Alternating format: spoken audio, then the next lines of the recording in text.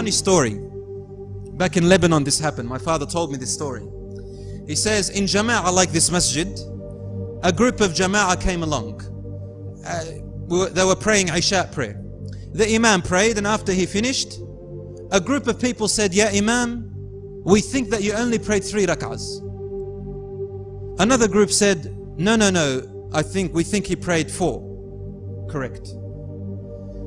Everybody's disputing, and then suddenly they saw a man sitting aside, not saying anything. They asked him, "Why aren't you saying anything? It looks like, why don't you come in and talk?" He looks at them very wisely, as if he knows everything. And confidently he says, "He's prayed 4. They said, "Why are you so confident?" He said, "He prayed 4. I am definite, wallahi, he prayed 4. They asked him, "How do you know?" He said, "You see, I run 4 shops. And in Salat, in the first rak'ah, I've calculated the earnings for the first shop, second rak'ah, second shop, third rak'ah, third shop, and fourth rak'ah, fourth shop.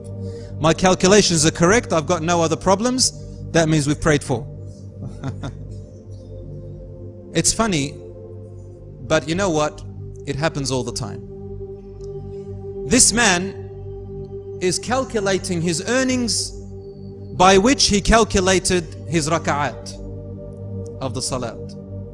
So the world is twisted the other way around. When Allah gives us too much, we forget our Lord even in our salat. And that's what Iblis said. He said, لَأَقْعُدَنَّ لَهُمْ صِرَاطَكَ الْمُسْتَقِيمِ I shall sit awaiting for them on your straight path.